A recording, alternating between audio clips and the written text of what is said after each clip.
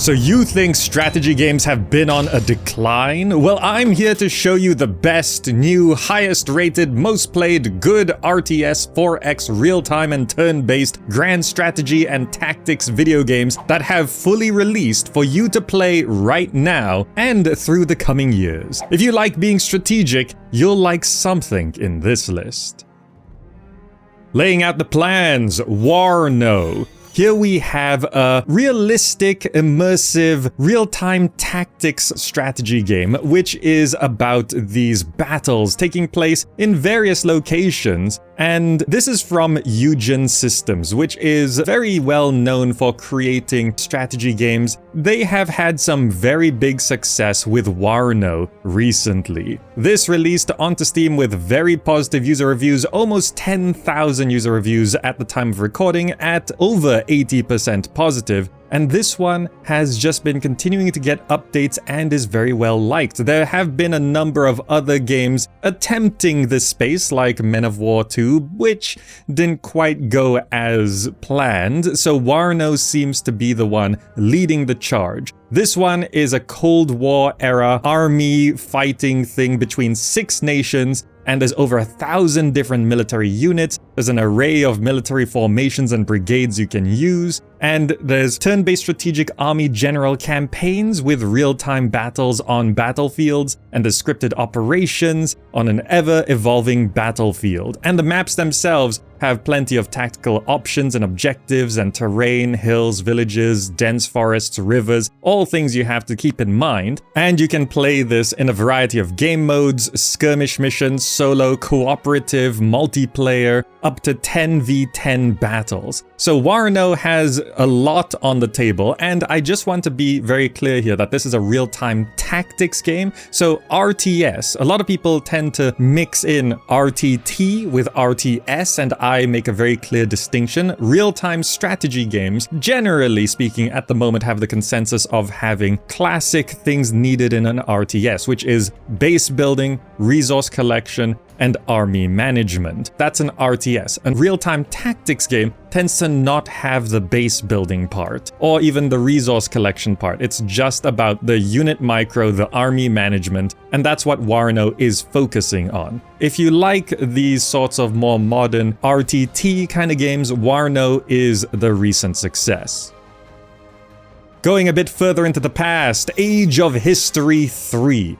Here we have a grand strategy game that takes place over continents and territories, and you are sort of building up your civilization and trying to conquer all your neighbors. Now, Age of History 3 has been talked about quite a lot. This one did release to very positive user reviews, almost 90% positive on Steam, and this one was a bit hard for me to list because I do upcoming games lists as well, and Age of History 3 was announced quite late into the year, or rather just into the year, and it's fully released within the year it was announced. So Age of History 3 was sort of a sleeper title until it was announced, and then it released, and now it's here, and it's one of the best strategy games to release recently. So in this game, you are going on a journey for your civilization, which could be from dominant empires to small tribes. You are unlocking better buildings and stronger units through technology and progression. You gotta compose your army of viable units with over 63 different types of units you can make your army out of. And there's a new battle system in this one, where there's frontline units and they will engage with other frontline units. And there's second line units, which will be doing their own thing from the back lines. There's also manpower, councils and advisors and generals, over 90 unique buildings to construct. A more advanced economy is promised in this one,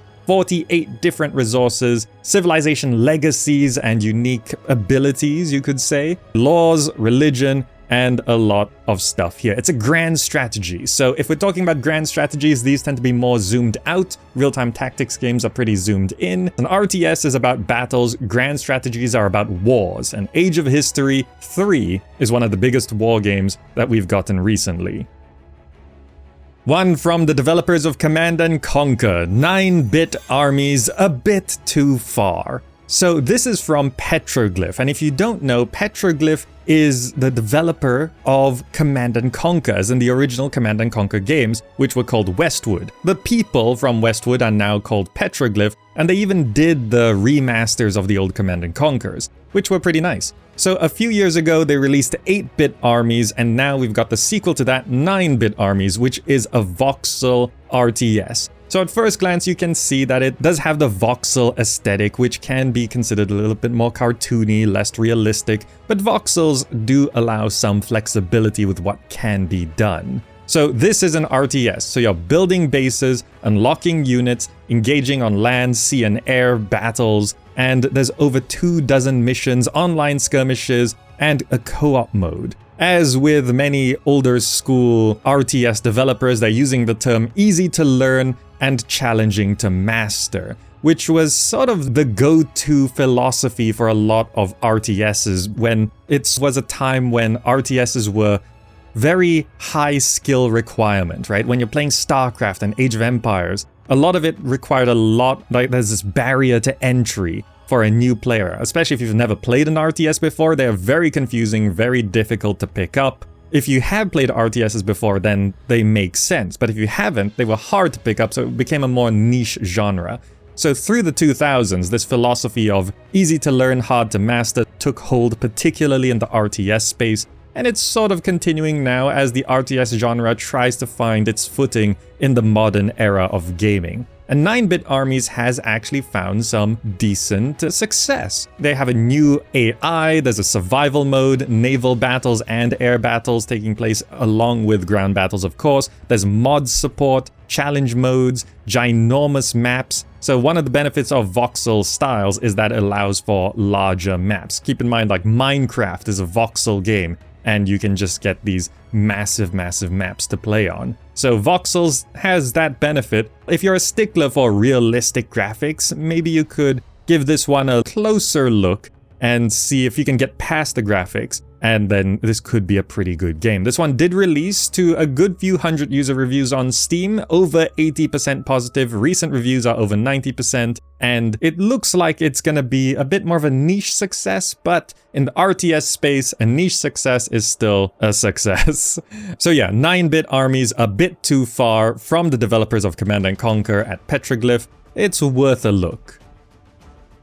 Next up, we've got Mechabellum, and this one is sort of a strategy game. I think mostly it's considered a tactical game, but also it's the culmination of the auto-battler subgenre of strategy games. So auto-battlers are the kind of tactics games where you place down units and then you press go, and your units go and fight by themselves. And for a while, a lot of people were getting into auto-battlers, and it was picking up as this new subgenre that's getting more popular, but also a lot of people were dismissing it as, well, it's not even a strategy game, you're barely even touching it. You're just placing things down and pressing auto-calc, basically. But Mechabellum blew up. It released, fully released now, to very positive user reviews, over 10,000 user reviews on Steam at 85% positive, which is just really good. And Mechabellum has continued to be a success since its release,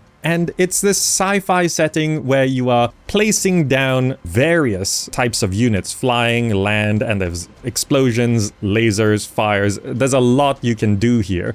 And you are customizing your units, and AI then takes control of all the units and they go and try and destroy each other's bases in competitive multiplayer. So Mechabellum is sort of the pinnacle, I think, at the moment for the auto-battler strategy kind of game, and it is a bit of a question whether this counts as a strategy game, but I think as a broad parent genre for what an auto-battler is, I think it still does fall under the strategy genre. So Mechabellum is a massive success, and if you like sci-fi battles with robots and mechs and all of that, and you like auto-battlers, then Mechabellum is the one to go for. Hey, now that you're a bit into the list, I'm sure you're enjoying it, so it'd be greatly appreciated if you can like the video. And if you want to support, use the GOG referral link below to buy any game or become a patron on Patreon, because navigating the algorithm requires an ever-changing strategy itself. Thank you. Alright, next game. Empires of the Undergrowth. This one is a spiritual successor to the old Empire of the Ants strategy game from way back in the earlier 2000s, which was a personal favorite of mine. And Empire of the Ants back then was a spiritual successor to Sim Ant from way back. And Empires of the Undergrowth has been going through early access for many years. I listed it as an upcoming game for probably way too long, but it has now finally fully released to very positive user reviews on Steam, over 90%, almost 95% positive. So this is an ant RTS. You are commanding swarms of warriors and also building up your ant colony in a dungeon keeper-esque style where you're digging out the ground and defining rooms. So there's the underground layer and the surface layer, and it's all a bug-eat-bug world. It's an RTS with base building and resource collection and unit management and micro. So this is an RTS, and it has been a pretty strong success so far. And the whole ant theme is pretty interesting. There's the whole pheromone mechanics and intricate nests, and you have to go out and you meet other bugs and fight against other ants, and there's different types of ants, but also there's this overarching narrative of a scientific experiment and scientists bioengineering new kinds of ants, and there's a story campaign to play through as well. So Empires of the Undergrowth is a pretty worthy spiritual successor, and it has found its success. And now it's fully released, so if you're looking for a new RTS with an insectoid twist, then Empires of the Undergrowth is one that you can get into right now. For a spiritual successor that's shown up in existing series, Songs of Conquest. So Songs of Conquest for a long time was this really almost perfect example of neo-pixel art styles, and I love pixel art, and Songs of Conquest sort of mixed modern art styles and UI with this pixel art that's just phenomenally beautiful, in my opinion. Of course, I know people don't like pixel art all the time, but Songs of Conquest is a pretty good expression of it. And this game is basically a modern iteration of the classic Heroes of Might and Magic games. And this is clearly what people have been wanting, because Heroes of Might and Magic, the modern games, 5, 6, 7 particularly, have not performed the best, really. And people have been wanting that Heroes of Might and Magic 1, 2, 3, and a bit of 4 in modern approaches, and Heroes of Might and Magic just wasn't delivering. Songs of Conquest came along, was in early access for a while, and now has fully released, and it's gotten higher user reviews at over 86% positive at the time of recording, and people are just liking it. It's a sort of tactics game, empire management. Some consider this a 4X, many others do not consider a 4X, but basically it plays on this world map. You have your magical wielder, you learn spells, you manage your empire, you collect these resources, and engage in turn-based tactical battles. And it was basically exactly what Heroes of Might and Magic fans wanted, and that's why it's doing better than the modern Heroes of Might and Magic games. Now, as a side note, Heroes of Might and Magic has learned their lesson from these modern spiritual successors, and they are developing Heroes of Might and Magic Olden Era. And it's a new game that's in the more classic style, so they realized, okay, yeah, we should go back to our roots, and that one's not pixel art, so if you hate pixel art, that's going to be the one you want to go into in the future. But for now, Songs of Conquest is the definitive modern but classic Heroes of Might and Magic experience, and it's one of the best strategy games to release recently. In a similar vein, but a smaller but still successful release, Songs of Silence, and the similar title does associate these games as well. So this one is calling itself the next generation of turn-based strategy games, and it's got the kingdom and army management, hero development, but this time it's real-time combat. So this is a new spiritual successor of maybe the more modern tactics 4X-y magical games, and Songs of Silence was coming along and seemed pretty interesting and had a nice visual style. It's this painterly aesthetic in 3D, and the real-time combat does set it apart from Songs of Conquest. So I think if you're looking for these tactical, slightly 4X games in a fantasy setting, you're going to be looking between Songs of Conquest and Songs of Silence. This one is just fully releasing, and it is pretty good. It's been going through early access with moderate success, floating around 80% to 90% positive user ratings on Steam, and we can see how it'll go in the future. But for now, it is going to be fully released, and it's just a nice one to look at, and seems like if you're into this sort of game, it's a nice alternative to Songs of Conquest, particularly if you have some deal breakers in Songs of Conquest. Songs of Silence is going to be the other classic but modern alternative to this type of game. Going further down and closer in, Tactical Breach Wizards.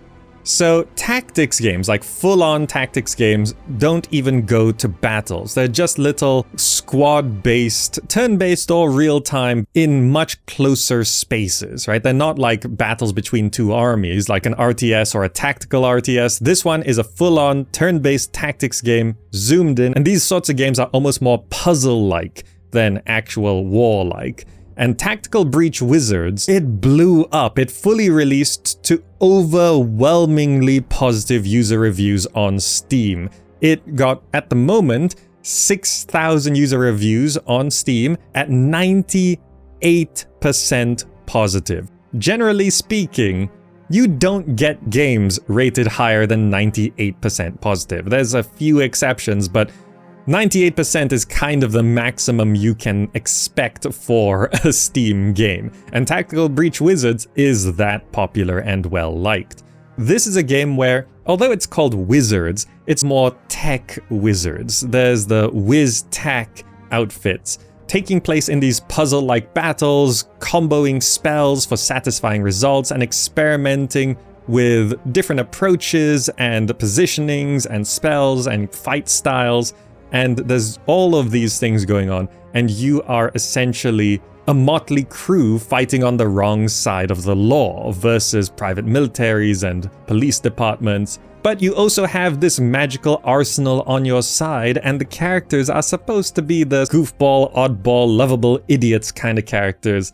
And all of this has been coming together for you to stop an oncoming war. So this one has just been very, very popular. You can fine-tune the difficulty to what you like, and it's just delivering exactly what everyone wanted for a tactical game in a sci-fi-ish, cyberpunk-ish, turn-based tactics game setting. So yeah, Tactical Breach Wizards, it is probably the highest rated strategy game recently, so if you like tactics games, go check it out. Now, before you get swarmed, diplomacy is not an option. So, They Are Billions did not invent the swarm base building survival RTS kinda subgenre, but it did popularize it, and there's been a number of iterations and experimentations and versions of that kind of game, and Diplomacy is not an option is a recent release that got very positive user reviews on Steam, floating around the mid 80%, and you are essentially a king building up your little base and kingdom, and you are just conquering this land and doing your own thing and living your best life, and you're not too sure why everyone's getting so upset at you. It just doesn't make sense. So what we're gonna do is we're gonna hunker down, build up our walls, and kill everything. So Diplomacy is not an option is one of these resource collection, base building, wall building, wave, swarm survival, RTS, base builder kind of games, and it has found its success. It's this low poly aesthetic in a medieval-ish setting, and there's magic and god powers, and it's just swarms and swarms and swarms, just massive swarms that the game supports and throws at you. And the physics of the game, especially when you get like the big explosions, just exploding masses of bodies, it does look very impressive. When it comes to base building, it does have a lot of resource collection, territory capturing and defense, and you're managing the economics of your base / city, and then also all the magical abilities and powers are really cool. And it's just really come together from a rough earlier release into this full release, and it's now pretty well liked. So Diplomacy is not an option is a strong pick if you like these base building, swarm, wave survival kind of games. In a similar vein and an even bigger success, Thronefall.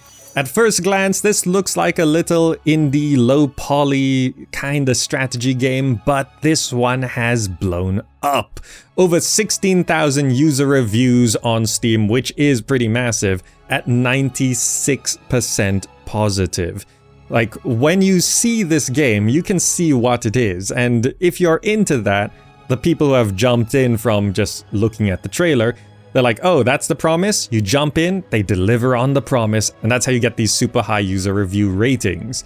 Thronefall is another base building, sort of medieval-esque in a slight fantasy world. You collect resources, build up your fortifications, and defend your little kingdom against massive waves of swarming enemies. It's pretty straightforward. Like, the way they sell this game and market the game is very straightforward. It's a one-sentence description, a minimalist game about building and defending your little kingdom. That's basically it. The Steam description is like 2 paragraphs. And it's really self-explanatory, and that's why these sorts of games can get so popular and they get so well liked, because the idea of it is so simple and the communication of that simple idea is so clear. It's just, this is Thronefall, you like this kind of thing? You're gonna like this one. And then a bunch of people jumped in and it's just super, super popular now. Tons of people are still playing Thronefall, and if you like what you see, then you can be one of them too. And then for a more niche success, Headquarters World War II. This is a World War II tactics game, but the interesting promise here is that it's supposed to be fast-paced, but turn-based. And that seems to be a contradiction, because turn-based games tend to be slow, steady, methodical, but this one is trying to make the turn-based tactics a bit more exciting, and you're going through the game and making decisions faster. So it's trying to meet that middle ground between turn-based and real-time, and it's getting to this fast-paced turn-based kind of place, and it is kind of working. The game fully released to mostly positive user reviews on Steam, the high 70% at the time of recording, and this is a battlefield tactics game. You are managing your army, and you get to experience both sides of the war, battling in Europe as the USA, UK, and Germany, storm bunkers, you can occupy houses, you win tank duels, and just visually the game does look really good. There's a lot of details, realism, and just the aesthetics are really nice. And the tanks themselves are properly simulated. There's front, side, back, top armor, there's fences and obstacles and destructible environments, there's a lot of different types of units and specific tank schematics, and there's just a lot of accuracy with how the battles and tactics are gonna work. You have to keep your crews safe, aside from keeping your tanks functioning. And overall, you're going to be proving yourself as masterful a tactician as you can be in solo gameplay or versus real opponents, up to 2x2 team battles with friends. And there's also an editor to create your own skirmish and multiplayer maps to share with the community. So World War II tactics games, it is a popular theme, and Headquarters World War II, although only has a few hundred user reviews, it is one of the better, more niche successes in recent times, and I think it's worth a look if you like these kind of games. For a sci-fi take on a 4X, ZEPHON. This is from the developers of Warhammer 40k Gladius, and this is not a Warhammer 40k game. But it's sort of-ish. It's a post-apocalyptic 4X strategy game, so think Civilization, but it is sci-fi and there's a new kind of unique tactical combat system. You're guiding survivors through this turbulent future, navigating disasters, there's eldritch horrors and cyberpunk monstrosities, and it's just an interesting take on the 4X genre, at least thematically. So the battles are these turn-based survival strategy battles in single and multiplayer. There's over 50 unique units, various graphical designs and voiceovers and weapon systems and traits and abilities for those units. and there's 3 asymmetric paths you can take: human, voice, and cyber, or you can even combine these paths in your own unique kind of tactical way. Now, when it comes to these 4X battles, there's been a few different approaches recently. This one, the battles do take place on the main map. There's no switching modes or having to auto-resolve battles because they drag on too long. And you are also finding and growing cities, building constructions on tiles in a sort of spread out distributed city style, which is more popular these days rather than single tile cities in 4Xs. And of course, you've got technologies to unlock, advancing from post-apocalyptic survivalism into a magical cyberpunk aesthetic transhuman future of futures, I suppose. And there's a lot of details, narrative events, diplomacy, and you can fight versus AI opponents, which AI in 4Xs always struggle in one way or another, but so far it seems like this one is decent. This one did release to very positive user reviews on Steam, floating just under 90% at the time of recording, and it's hard to say whether ZEPHON will reach mainstream appeal, particularly with other strategy games on the way. Civilization 7 is on the way, and ZEPHON has some promise for the long term, but for now, it is doing well. For an RTS that is actually a bit of a surprise success, Terminator Dark Fate Defiance.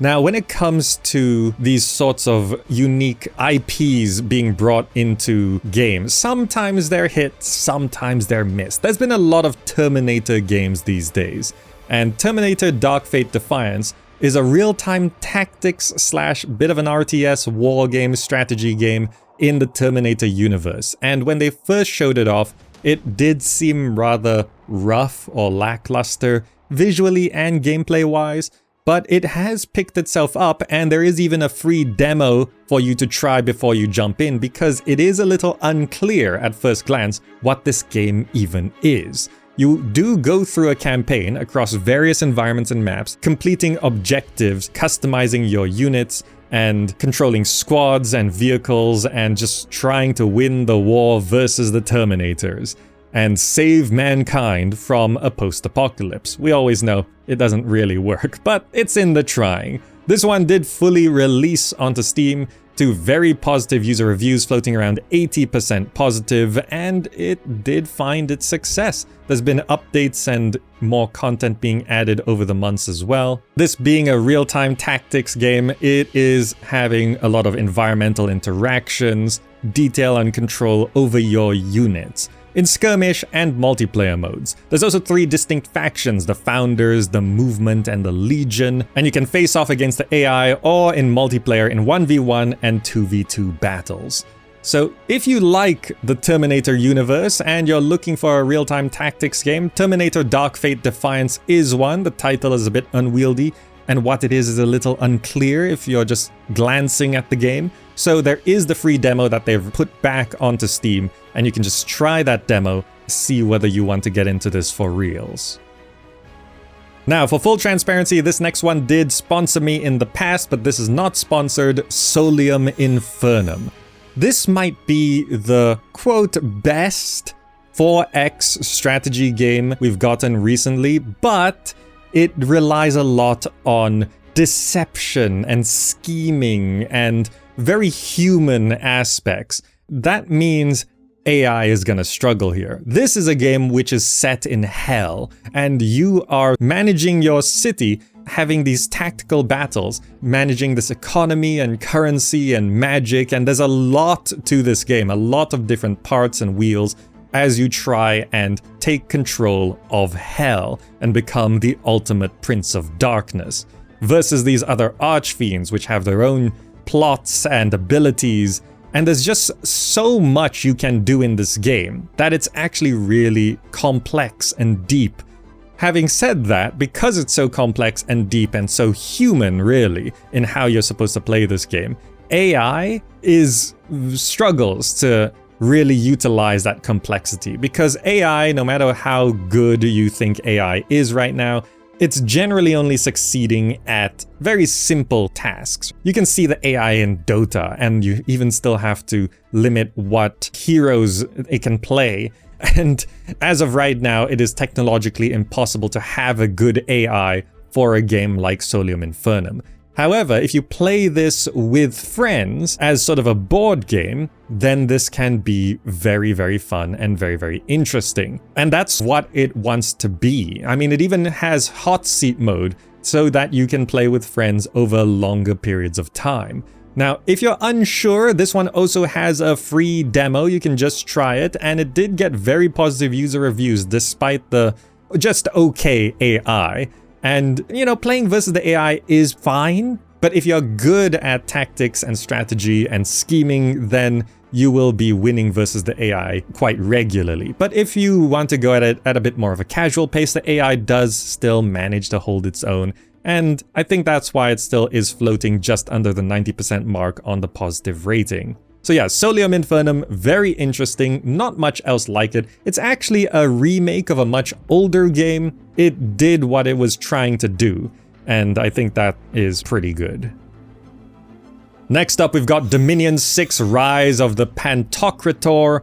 This is a turn-based strategy/god game where you take control of a powerful being that rules a nation, and you are aspiring to godhood. You're facing off versus other pretender gods, and they're definitely pretenders, and you're not, right?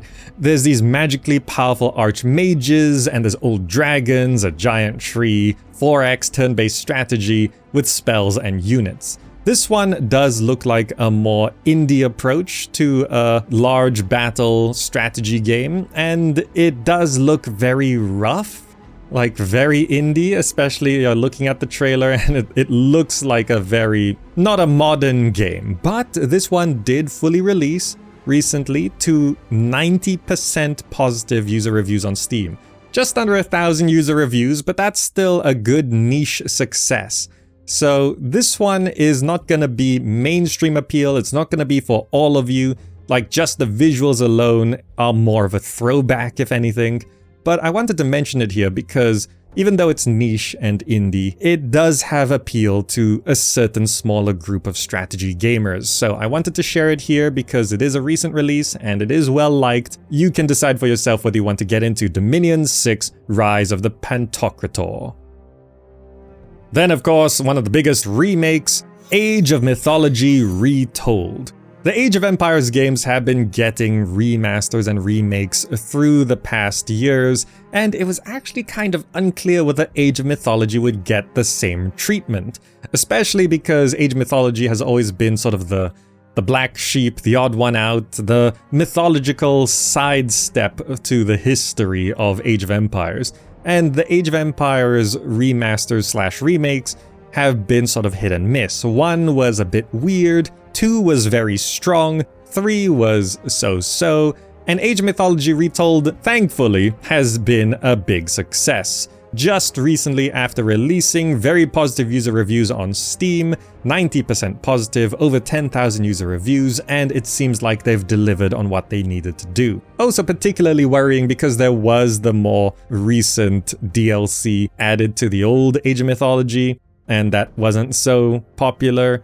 This one is reworking a lot of the pain points, so it's not just better graphics, it's better gameplay and rebalancing and readjusting, even content-wise. They seem to have hit the mark on what this remake is supposed to be. They're continuing to create more content and more DLC for it because it seems to have been a success. So Age of Mythology, if you don't know the gameplay, it does have this whole mythological campaign going through ancient Greek, Egypt, and Norse cultures, and you have god powers and mythological units and spells, but it is also a full-on RTS, resource collection, base building, unit, army, micro, and management. So Age of Mythology Retold is just a success at this point, and I'm actually very happy that it is, and I might be playing more of this in the future. And it could have gone either way, but luckily it didn't. So I have talked about the sim and spiritual successors in the past with Empires of the Undergrowth. This one is Empire of the Ants. That's right, it's the same title as the earlier 2000s game Empire of the Ants, and this is a straight remake of that IP. This one is a bit more of a real-time tactics game, less about resource collection and base management, and more about actually controlling the ants on the battlefield. This is a more recent release to mostly positive user reviews on Steam, floating under the 80% mark, and you are sort of controlling this individual ant in third person, but then also influencing and controlling your colony as you command your insect legions in battles. And this is actually more like the original Sim Ant. So if you played the original Empire of the Ants, it was more of an RTS, building chambers and base building in your colony and then controlling units from above like an RTS. And Empires of the Undergrowth is a spiritual successor to the original Empire of the Ants. Now, this Empire of the Ants remake to the original Empire of the Ants is actually more of a spiritual successor to the original Sim Ant, because Sim Ant, you controlled one specific ant and then used pheromones to try and control your ant legions to move around the map and attack the other colonies and hunt bugs and stuff. So this is very weird position on how to describe all of this. I mean, first of all, Empire of the Ants, this new one that just released, does visually look amazing. But also, it's a remake of a spiritual successor, but this remake is more of a spiritual successor of what this last spiritual successor was trying to be a spiritual successor to. And there is now another spiritual successor of the spiritual successor, and that one is more of a spiritual successor of the Empire of the Ants compared to this new Empire of the Ants. So just if you're looking for an ant RTS, this one is more of a tactics game. Empires of the Undergrowth is more of an RTS, but you really have to sort of look at the details and see exactly which one you want to get into. If you want to get into a real-time, strategy game about ants and bugs, then you're looking at Empires of the Undergrowth and Empire of the Ants. They're both recent releases, they both got positive user reviews, and they both have their own unique selling points. So you can choose which insectoid world that you want to fight in. And then, for one that's not really a new release, but everyone thinks it is, Sins of a Solar Empire 2. Here we have a space 4X RTS sci-fi strategy game that is sort of akin to Homeworld, and that's what you do here. You are battling for galactic dominance, and you are exploring, expanding, exploiting, and exterminating through military force, diplomacy, trade, culture, influence, and other underhanded tactics. Now, Sins of a Solar Empire 2 technically went into early access on the Epic Store, but then into that early access, it did actually fully release a couple years ago on the Epic Store. And this was not early access. Sins of a Solar Empire removed the early access label and sold itself as a fully released game on the Epic Store. But then, more recently, it came to Steam, likely after some sort of exclusivity deal, and a lot of people think the Steam release is the full release of the game, when in fact it was fully released a couple years ago on the Epic Store. But then people say, well, the game wasn't quite complete, so it was still technically early access, but then it wasn't in early access. It wasn't selling itself as early access. It wasn't labeled early access. So from all angles, it is basically a fully released game, and it's an old game at this point. And I find this a bit underhanded in terms of releasing, because they navigated their way into convincing people that there have actually been 2 full releases of Sins of a Solar Empire 2, and that bleeds into a lot of coverage because, oh, the game's gone into early access, the game's fully released, and then a couple years later, people say, oh, the game's fully released a second time? And that gets a lot of media coverage. So Sins of a Solar Empire 2 is a well-liked game. It's got very positive user reviews on Steam, at around 85% positive, thousands of user reviews.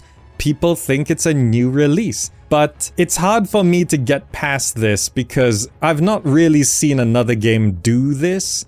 And the confusion and anger people have thrown at me for not listing Sins of a Solar Empire 2 as an upcoming game, because I saw that it was fully released, but then people didn't even realize that it was fully released on Epic, well, it's caused me a lot of headaches, and that's kind of what I'm talking about here. So technically speaking, this is not a new strategy game, and I really shouldn't be talking about it in this particular video because this is all about newly released games. But because this has newly released on Steam, and so many people think it's newly released, then I'm gonna talk about it here, but I'm focusing on this weird release tactic that they've done.